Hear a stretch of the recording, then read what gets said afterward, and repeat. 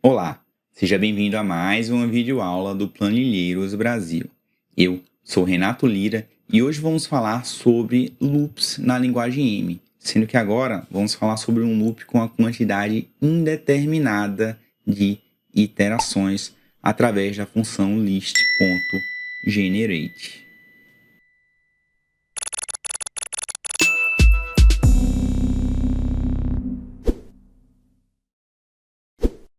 Nós temos aqui, já pré-construído, o exemplo que a gente deu em vídeo aula anterior, onde a gente usa a list accumulate de uma forma um pouco diferente para manter todo o histórico de cálculo.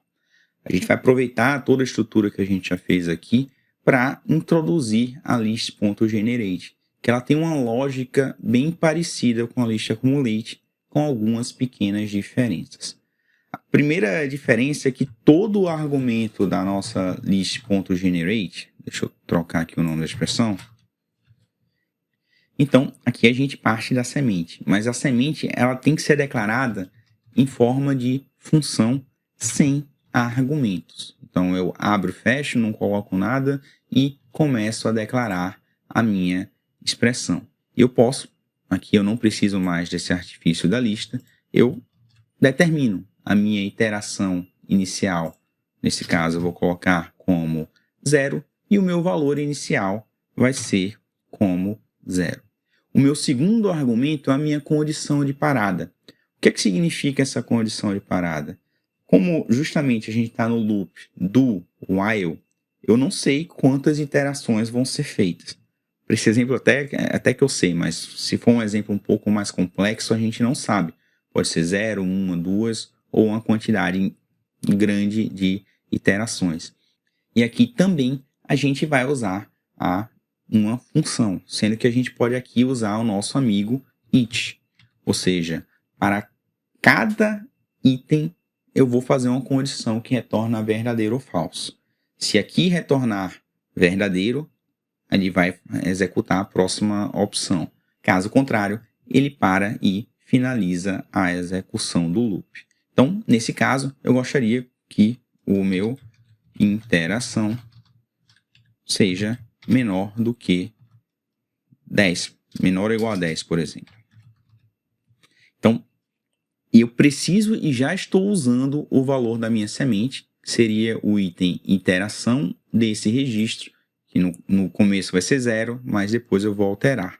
Enquanto ele for menor que 10, agora eu faço a minha outra operação, que aqui eu vou tirar essas chaves, eu não preciso mais dela, eu vou colocar o meu each, e aqui eu vou reconstruir a minha semente, que aqui é a operação propriamente dita que eu quero. Então, nesse caso, eu vou pegar aqui e deixar salvo aqui e colar. O que é que eu quero? Que o meu iteração seja igual ao meu interação anterior, que eu tenho que apontar para o registro, mais 1, ou seja, é com base nessa operação que eu estou garantindo que a condição de parada vai ser atingida.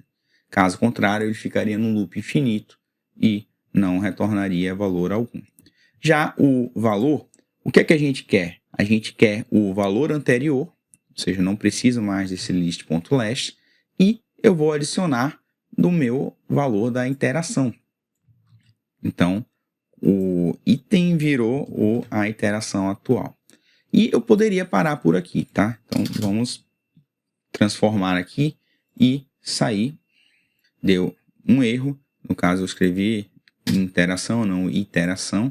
E, dessa forma, eu tenho também meus 11 registros que eu posso remover o primeiro, que seria a minha semente, e depois eu transformo em função. Então, nesse caso, o meu primeiro item ficou com o valor 0, ele está defasado, então eu escrevi algo um pouquinho errado.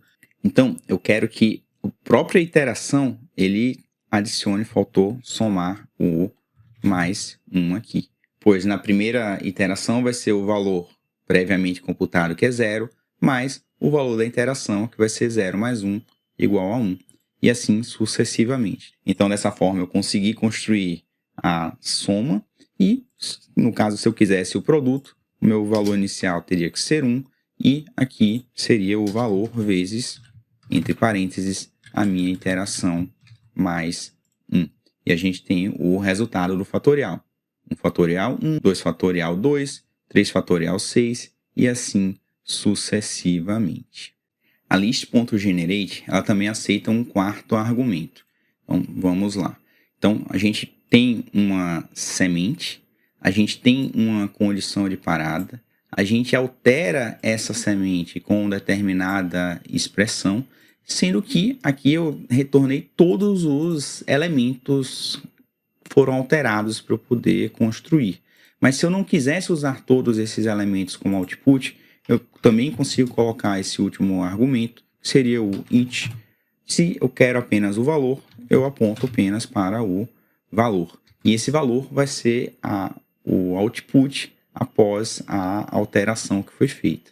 Então, nesse caso, ele cria lá a minha semente inicial mais os 10 itens que eu acabei de colocar, eu consigo remover esse meu primeiro, que seria o list skip da fonte, que é algo que não me interessa. E essa última etapa agora deixa de ser necessária, pois eu não tenho mais um registro, eu tenho apenas o output em forma de lista que me interessa.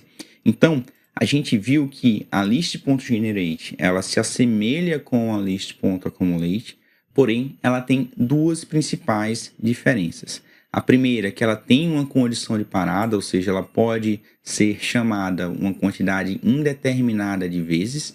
E segundo, ela já cria como output a lista que a gente, porventura, pode querer. Caso eu não queira o resultado da lista inteira, eu posso, por exemplo, ao invés de apenas remover o primeiro item, eu posso pegar apenas o último item, que seria o list.last. Então, junto com as videoaulas anteriores, mais essas, você consegue criar uma lógica que faz qualquer loop na linguagem do Power Query. Que seja um loop com quantidade determinada de iterações, que seria mais apropriado list.accumulate, ou mesmo um loop com a quantidade indeterminada de iterações, que seria o list.generate. Mas, tanto um exemplo quanto o outro, fatorial ou soma, eu fiz usando as duas, ou seja, usem aquela que você se sentir mais confortável.